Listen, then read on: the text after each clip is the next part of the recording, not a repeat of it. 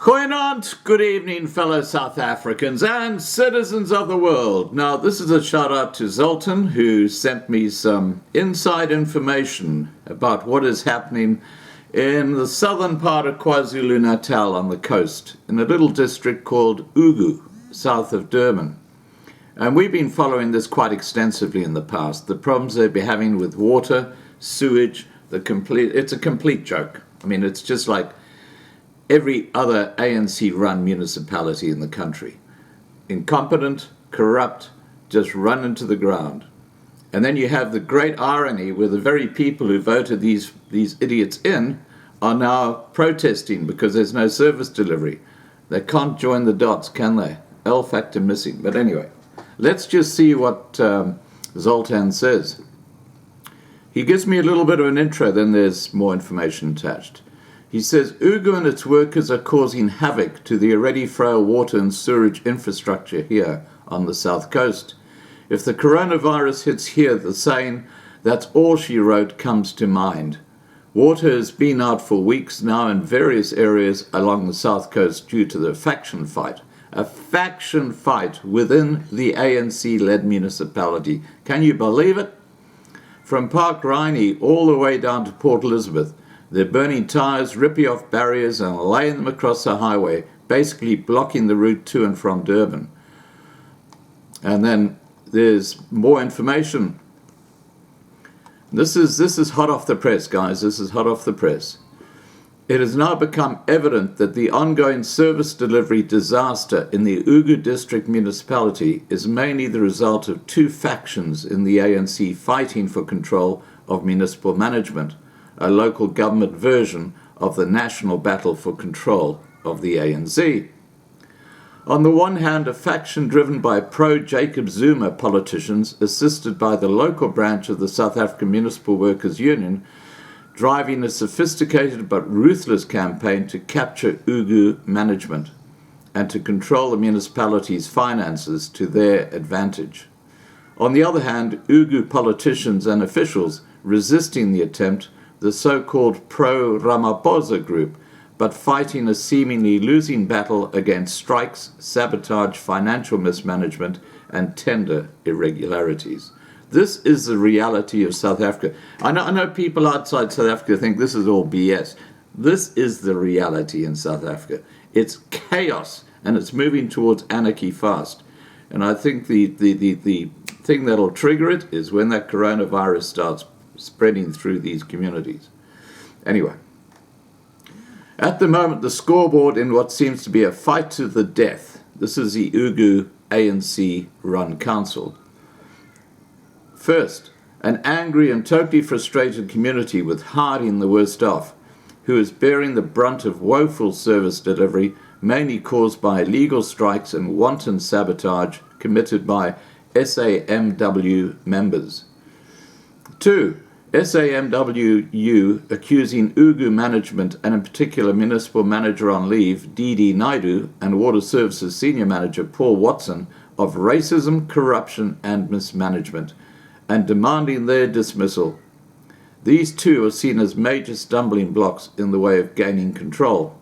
3. UGU management fighting back by dismissing more than 120 workers over the past 4 weeks. You gotta love BEE, guys. I mean, really, talk about cause and effect. Black economic empowerment. They bring in their cadres, they bring in their black mates, competent, skilled white people aren't even looked at. So you got incompetent, corrupt officials running UGU, just like every other municipality in South Africa. So regardless of where you sit in South Africa, except for Oranje, ding ding, wonder why Oranje is different. Ding ding, I'm not going to go there. Now, any other municipality in South Africa is a basket case. Same calculation. Just look who's running the municipality. Yeah, it ain't rocket science, guys. It really ain't rocket science. Anyway, let's get back to what's said here. 4. Management cancelling corrupt tender awards and applying strict controls in other spheres. Well, that makes it fairly unique in UGU, doesn't it? Wow, I am impressed. 5. a strategic decision by the UGU Council to appoint an interim municipal manager. 6. Severely demoralized and factionalized UGU staff, some of them who have lost their jobs, disillusioned and angry because they have become pawns in a dirty political brawl. It kind of sums up the ANC, doesn't it? You look what's happening even in Parliament. You've got two factions. You've got the Ramaphosa faction, you've got the Ace Magashule, Didi Mabuza, and of course Jacob Zuma hovering in the background all the time. What a little arsehole. Anyway, let's continue. Senior politicians and officials, including Mr. Naidu, who is on sick leave, declined to comment. The LSC-ANC responded promptly to our request for reaction via their spokesperson, Councillor Lindo Mzimela, and his comment, follow our main story. SAMWU comment will be used as soon as we receive it. E. Housett spoke to key role players and staff members over the recent months, and the following picture seems to be close to what has actually been happening in UGU. Enough information has been provided by current and ex-staffers to substantiate the suspicion that a pro-Zuma political faction led by ex-mayor Mondi Chiliza, now a provincial politician, and SAMWU district chairperson Mthandeni Nkobo, is bent on gaining control of the municipality by fair means or foul. That sounds like the ANC to me. SAMWU's main strategy is damaging service delivery and the image of the current mismanagement by any means possible, inter alia by spreading allegations of corruption and racism. Politicians in the know suspect ex-mayor Chiliza could be planning a comeback to rescue the municipality after gaining full control and justifying it by saying UGU failed because he was not there. That's how these guys work, guys. That's how these guys work, and it's not just in UGU, believe me. Coming to a municipality near you soon. That's crazy. As far as can be ascertained, the leading figure in the so-called pro-Ramaphosa faction's fight back is Deputy Mayor Fulmlele Mtiani, supported by Mayors Sizwe Nkobo and Speaker Ntombikifele Gumedi, who are doing their utmost to salvage what they can, recently going to 3 key depots and virtually begging the workers not to go on illegal strikes and commit sabotage, to no avail. SAMWU convinced workers the ANC would instruct the municipality to take them back if they should be dismissed. Some of these strikers did lose their jobs and have now realized they were being used by politicians for their own selfish reasons. The irony is that SAMWU shop stewards still get their salaries during strikes, but the workers don't, which has left them very bitter. It is also suspected that some of these shop stewards are planning to stand for election to political posts during the upcoming ANC regional conference. It is no secret that UGU management is deeply divided. The pro-SAMWU group is said to be led by GM Corporate Services Vela Mazibuko, who has actively been working against MM on leave Didi Naidu. The pro-Zuma faction and its allies see him as a prime target to be eliminated. They have regularly accused Mr. Naidu of mismanagement, corruption and racism to weaken his position. However, staffers close to him point out he came here in 2013, turned the municipality around and had his contract renewed based on performance. Why would he now suddenly not be good enough? Reminds me of the EFF and their attack on Pravin Gordhan. It's chaos in South Africa, let's face it. As part of the fight back, UGU management has cancelled certain tenders in which UGU was overcharged and proper procedures were not followed.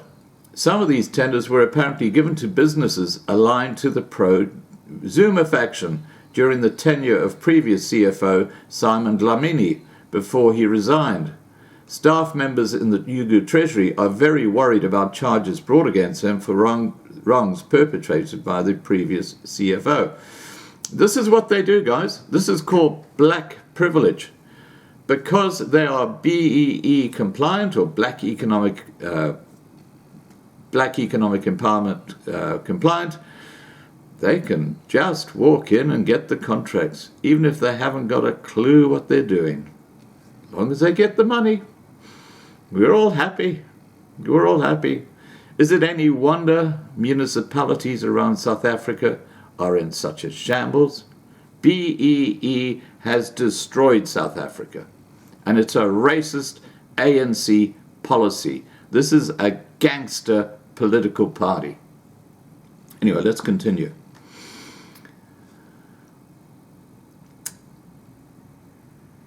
Managers have requested a meeting with the mayor to brief him on everything that happened and who was responsible for the chaos in the finance department. Mr. Dlamini is known to be close to the pro-Zuma faction, and staffers say he left the financial department in a terrible mess. Some employees who have lost their jobs were apparently assured that they would not be dismissed. Now the politicians who gave the assurances are not even taking their calls. An UGU human resources staffer told eHousing Management had investigated overtime payments and had uncovered serious abuse, i.e. false claims and inflated hours. In addition, indications were that perpetrators shared their ill-gotten gains at the end of the month. In another development, UGU Management considered reducing staff by about 300 members as an option to reduce costs. However, Corporate Services HD Mazibuko assured staff that it would not happen. Rumours have it that the unions want Mr. Mazibuko to take over as MM because of the assurances that staff won't be reduced. How this battle will end remains to be seen. What is certain, however, is that so much damage has already been done to the image, economy, well-being and reputation of the UGU district municipality that it will take a very long time to recover it at all. Now, for any of my subscribers who live in that district, please send me videos. Send me emails. Tell me your first-hand accounts. Let's get the news out there, because this is representative of what's going on around South Africa, from Pietermaritzburg to Johannesburg to Port Elizabeth. You know, it's just shocking all over the place. Just ridiculous. Comment by the LSC ANC at UGU. This is going to be interesting. The African National Congress in Lower South Coast region would like to categorically deny these allegations, which seek to place the blame for UGU's woes on a so-called ANC factional battle. The ANC exercises its leadership role in UGU district municipality, as it does in all municipalities, and that's why there's chaos right across South Africa in these municipalities. It's not rocket science. It leads through its caucus. The caucus is united in its support for the entire management in ensuring law and stability are retained in the municipality. The ANC, therefore, in that municipality is united. Now, this is starting to sound like Cyril Ramaphosa and his State of the Nation address. How wonderful it sounded, but guess it was? It was just a bunch of porky pies, wasn't it? This is how the ANC operate, let's face it. Anyway, ANC go on to say, the ANC is an alliance with COSATU, of which SAMWU is an affiliate. Any person in South Africa has a right to political affiliation outside of work hours. If some workers of UGU are ANC members outside of working hours, then they are simply exercising their right, just like many workers who belong to other political parties. The difficulties faced by the UGU district municipality are in no uncertain terms a link to the upcoming conference of the ANC in the region. The municipality has had its share of difficulties for a while, so it would be mischievous to appropriate those to a single upcoming ANC event. The ANC takes a very dim view on these thinly veiled attacks on the character of Comrade Mondli Chiliza, the former mayor of UGU. Comrade Mondli served the municipality for over 10 years, having been deployed by the ANC in different capacities. He has been part of many great achievements with this municipality, and to somehow paint him as behind the scenes of villainous plotting for the downfall of the municipality is deplorable. Well, my understanding is under his mayorship, the whole of UGU fell into complete disrepair. What a wonderful track record he has. Anyway, let's continue with the ANC's statement. One day these faceless sources will be challenged. There simply is no power struggle in or for UGU emanating from internal ANC processes. The current challenges at UGU are employee-employer related. The ANC is extremely concerned about the state's service delivery, especially water provision in our district. The ANC is engaging all stakeholders to broker a solution to this impasse at UGU and ensure water provision is restored to our communities. You see how they played both sides of the bat? These guys are just scoundrels, and yet they're running the municipalities all over South Africa. Common denominator to chaos in the municipalities. And then unfortunately what happens is the local communities start rioting because of lack of service delivery, and then they vote these silly idiots back in again. There's a complete lack of understanding of cause and effect amongst the majority of South Africans. That is a great tragedy associated with that terrible little acronym BEE, Black Economic Empowerment. In fact, ANC is the cancer of South Africa. It's that simple. All right, guys, please remember to subscribe to be kept informed. Ring the bell for the updates. Please like this video. Please share this video. And above all, please stay safe.